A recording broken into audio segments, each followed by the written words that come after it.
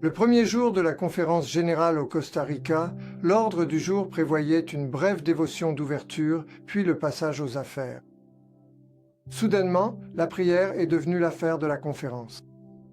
À la fin de la dévotion, les participants se sont dirigés vers la scène et ont commencé à prier les uns pour les autres, pour la conférence et pour que la puissance du Saint-Esprit se manifeste. Ce temps de prière a duré près d'1 heure. C'était un moment rempli du Saint-Esprit.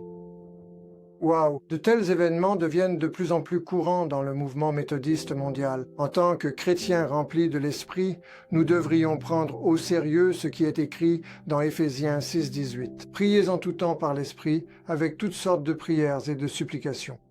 Nous devrions prier en toute occasion et de diverses manières. La prière est une part importante de notre mission.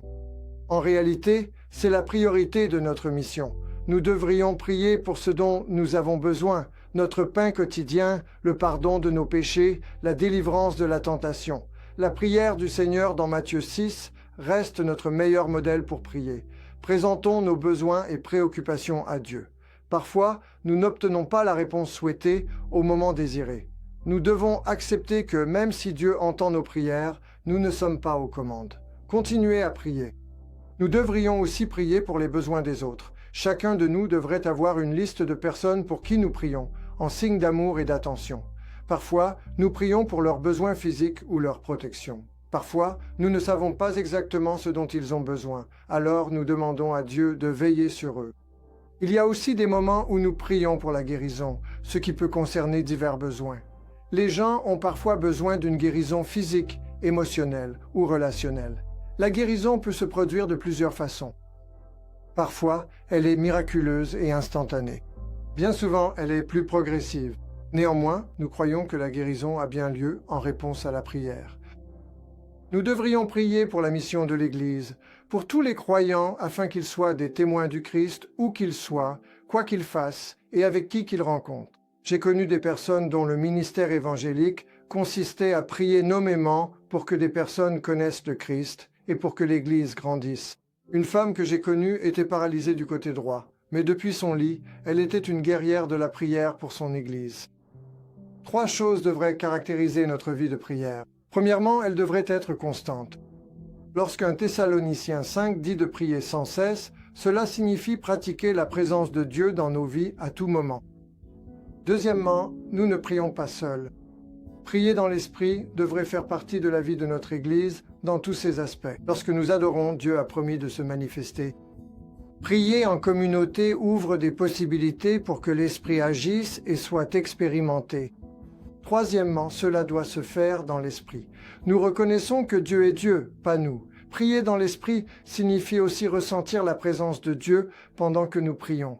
Parfois, nous ne savons pas quoi demander dans nos prières, mais l'Esprit intercède pour nous par des soupirs inexprimables. Romains 8, 26. Prier dans le Saint-Esprit est essentiel à la vie de disciples méthodistes. Permettez-moi de vous laisser ces mots de John Wesley, qui a écrit cette note dans son sermon « Réveille-toi, toi qui dors ». Il écrit « Cela ne leur sert à rien de dire « Nous ne nions pas l'assistance de l'Esprit de Dieu, mais seulement cette inspiration, cette réception du Saint-Esprit et d'en être conscient. » C'est seulement ce ressenti de l'Esprit, ce fait d'être mu par l'Esprit ou rempli de lui, que nous nions avoir une quelconque place dans la vraie religion. Mais en niant seulement cela, vous niez toute l'Écriture, toute la vérité, la promesse et le témoignage de Dieu. Wesley poursuit. Notre propre excellente Église ne connaît rien de cette distinction diabolique, mais parle clairement du fait de ressentir l'Esprit du Christ, d'être mu par le Saint-Esprit, et de savoir et de ressentir qu'il n'y a pas d'autre nom que celui de Jésus par lequel nous puissions recevoir la vie et le salut. Elle nous enseigne tous à prier pour l'inspiration du Saint-Esprit, oui, afin que nous soyons remplis du Saint-Esprit. Et Wesley conclut par cet avertissement sévère. Nier l'un de ces points, c'est en réalité renoncer à toute la révélation chrétienne. Viens, Saint-Esprit.